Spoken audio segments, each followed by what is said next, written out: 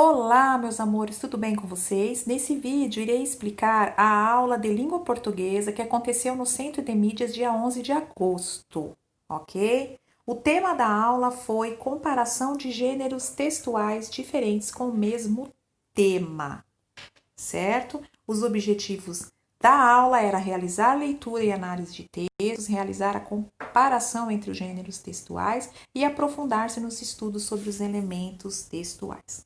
Lá na aula, as professoras trouxeram para a leitura 3 textos, certo? Esse primeiro texto aqui, que é um texto informativo, que diz assim: observe a esfinge de Tebas. O escrito na figura ao lado, representados em várias línguas, associam-se à esfinge de Tebas, um ser mitológico que lançava charadas aos peregrinos, os viajantes. Se estes respondessem às perguntas por ela feitas, eram liberados para continuarem a viagem, senão eram eliminados. Então, aqui ele traz uma informação a respeito dessa figura que aparece aqui, que é essa lenda dessa esfinge que tinha lá na cidade de Tebas. As pessoas que estavam passando por lá, para poder entrar na cidade, tinham que responder uma charada, uma pergunta da esfinge, né? Se conseguisse responder, beleza, podia passar, continuar a viagem. Se não conseguisse, eram eliminados.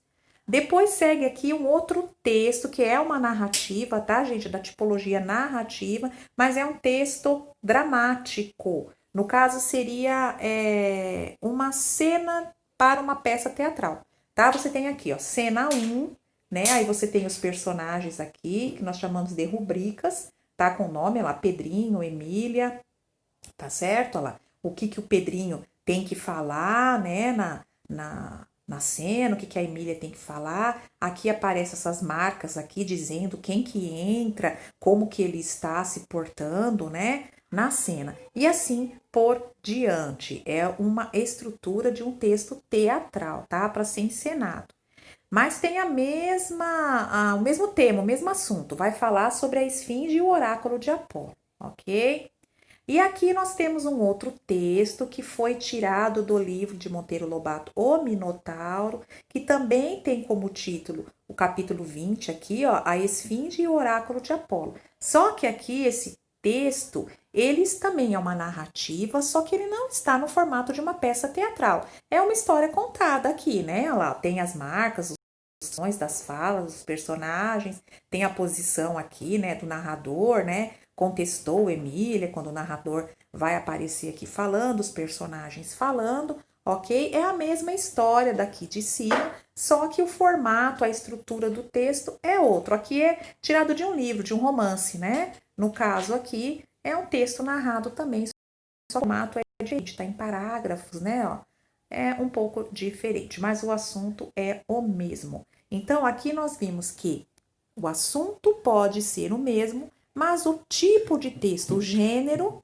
e a sua estrutura é diferente, ok? E o que vocês irão fazer após ler aí os textos, né? E pensar um pouquinho e refletir. Primeiro, quais diferenças estruturais você encontrou entre os 3 textos? Ou seja, apresentei aqui, como na aula, os 3 textos, tá certo? Mas eles têm estrutura diferente. O assunto é o mesmo, mas cada um tem uma estrutura, ok? Eu quero saber o que vocês viram de diferente aí, o que vocês encontraram nessa estrutura, né, de cada texto que vocês podem apontar aqui, ok? Depois, para poder responder a questão 2, vocês terão que ler esse pedacinho aqui que eu estou circulando, né? Que vai dizer o que é discurso e quais os 2 tipos de discurso que existem, tá? O direto e o indireto. Após essa leitura e essa reflexão, vocês irão me responder qual tipo de discurso que nós vemos no texto 2 e 3, ok?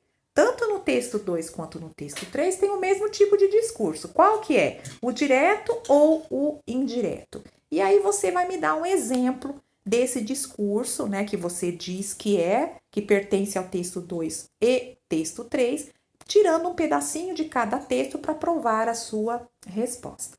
A questão 3 vai trabalhar com o tipo de narrador, tá? Qual é o narrador presente no texto 3? Esse aqui, ó, tá? Eu quero saber se é narrador observador ou personagem. Assinale aqui a alternativa correta. E na questão 4, você vai me justificar, ok? A sua resposta aqui da questão 3 com um trecho do texto. Então, se você diz que é narrador observador, coloca um pedacinho aí provando. Se é narrador personagem, coloque lá um trecho do texto para comprovar a sua resposta. Lembrando que narrador, gente, é aquele que conta a história, certo?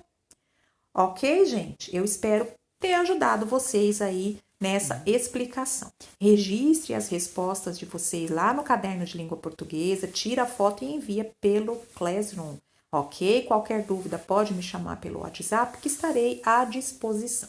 Também vou disponibilizar lá no material, tá, da atividade a aula que aconteceu no Centro de Mídias lá no dia 11, tá certo? Para quem quiser estar assistindo a aula, pode, tá ok, gente? Eu termino aqui. Um grande abraço para todos, fiquem com Deus e se cuidem.